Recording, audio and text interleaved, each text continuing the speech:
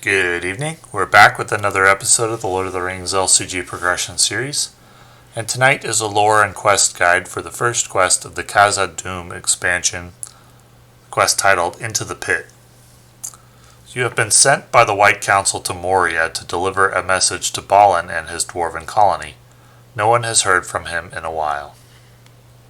So, if you recall, in the final quest of the Shadows of Mirkwood cycle, we finished in Thranduil's halls delivering Gollum to Thranduil and his elves. The quest Into the Pit specifies that we start at the east gate of Moria, which means journeying from Mirkwood and down to the Dimral Dale where the east gate is located, and then likely traveling through to the west gate of Moria. This is backwards from the way that the Fellowship entered Moria in the Fellowship of the Ring when they traveled from the Shire to Rivendell. There are three ways, at least three that I know of, over the mountains. The Fellowship, of course, was headed for Moria, and one way is the high pass just outside Rivendell, but it was closed due to the time of the year that the Fellowship departed from Rivendell. It was closed by snow. So they traveled south to the Red Horn Gate in Caradhras? I'm not sure exactly how to pronounce it. It is located, it's not labeled on this map, but it's located approximately right there. However, that was closed as well due to snow and possibly evil influence of some kind. In the book it's non-specific. In the movie it's specific that it's Sauron. So the Fellowship proceeded through Moria. We, in this quest, are traveling east through Moria to try to contact Balin. In the lore of Lord of the Rings, Gimli went to Rivendell from the Lonely Mountain, and part of the reason why was because his cousin Balin had led an expedition from Erebor to recapture Moria, Moria being a home of the dwarves for a long time before they delved too deep into it in pursuit of Mithril and awoke the Balrog. However, as Gimli's cousin had entered Moria with a party of dwarves, and for a while, according to the books, the news was good. They had re-established a colony in Moria for a period of, if memory serves, roughly 5 years, and then silence for a while. And growing concerned, they sent Gimli to Rivendell Gimli was not in the movies. If you're familiar with the movies but not the books, they sort of imply that Gimli, Boromir, Legolas were all summoned. I think Elrond says you were summoned here to answer the threat of Mordor.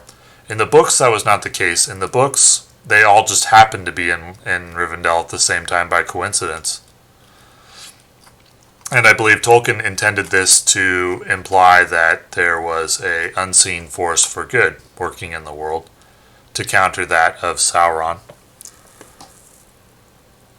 In any case, the dwarves were concerned about Balin and his colony in Moria. And so in the game, we are being sent to investigate and see what happened to them, as no one has heard from him in a while. So, we're entering through the east gate. The doors of the east gate hang crooked on their hinges. The darkness inside the doorway is still and impenetrable, shutting out the last beams of a sinking sun. The skeletons of dwarves and orcs lie undisturbed, but you have discovered no recent signs of the dwarven colony. The sound of scampering feet travels to your ears, and you move in that direction to investigate. There is a patrol of goblins marching in a loose formation through the shadows.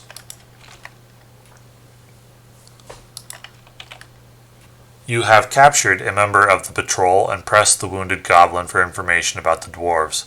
It gives a nasty laugh and with a mouthful of blood spits out, "Balin can be found in the Chamber of Records. It can say no more." The Chamber of Records is on the 7th level of Moria.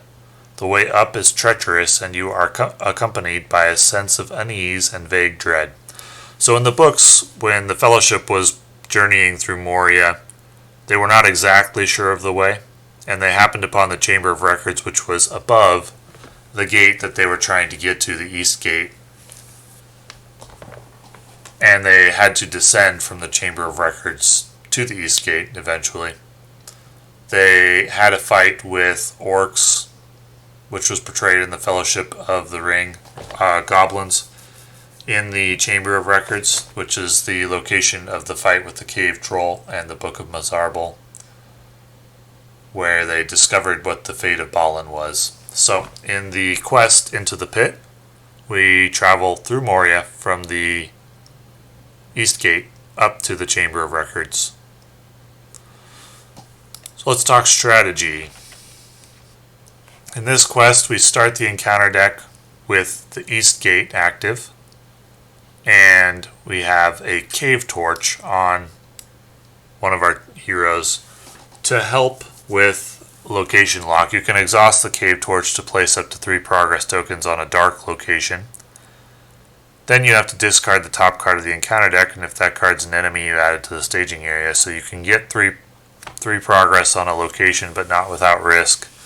I will typically not use the cave torch every turn. I'll use it if I need to, but otherwise I won't use it. Now the gimmick with the location that we start with is that players cannot optionally engage enemies, and no engagement checks are made. So this is to simulate the enemies sort of watching us as we first enter Moria. And after the East Gate leaves play as an explored location, you add the first hall to the staging area. You have to advance through the East Gate, the first hall, and the Bridge of Kaza Doom in order to progress past Phase 1. So the East Gate, the first hall is like the entryway, and then the Bridge of Kaza Doom was the place where Gandalf had his encounter with the Balrog in Fellowship of the Ring. It was the last stage of the journey from west to east. It is the first stage of the journey from east to west, and the lore text is, at the end of the hall, the floor vanished and fell to an unknown depth. The outer door could only be reached by a slender bridge of stone without curb or rail that spanned the chasm with one curving spring of 50 feet. And there's a picture that I like. So, you want to proceed through the East Gate as quickly as possible, because the enemies are going to build up in the staging area, and if you let too many build up before you get through the East Gate, you will get overwhelmed when they are eventually able to engage you again. You start the game also, in addition to the East Gate being active, with 1 card from the encounter deck per player. So, the first thing that I typically look at when playing a quest is how quickly do I need to progress through the first phase. This is not a quest unlike many from the Shadows of Mirkwood, or I wouldn't say many, but there's a couple where the correct Conflict at the Carrack comes to mind, where the correct strategy is to stall in phase 1 until you get set up. You can't do that here, because while you're stalling, the enemies are going to build up. So you want to start out with enough willpower on your heroes that you can get through the East Gate in 1 or 2 rounds. And that can present a challenge to a dwarf deck, because dwarf decks typically don't quest with dying, and that means they're a little light on willpower for the first turn or 2 until you get dwarves out. But I did play a dwarf deck for these quests, and it didn't present too much of a problem. I don't consider dwarves super strong in solo play, true solo, although they're extremely strong in multiplayer, but they're sufficient for these quests. Assuming you have enough willpower to clear the East Gate before too many enemies engage, you will then move on to first hall, which gets added to the staging area. And you have a decision to make at this point, because if you have a way to add progress to cards in the staging area, You don't have to move to the first hall. It has a travel cost of 3 threat to travel there, which isn't that big a deal. But you don't have to do that if you don't want to. You could, for example, use 2 turns of Northern Tracker to clear it and avoid the threat. Though I don't really consider that super important to do. The Bridge of Kaza Doom is another story. If you have a way to clear the Bridge of Kaza Doom without traveling there, you may want to do it because while it's active, players can't play cards. So that can be a big deal.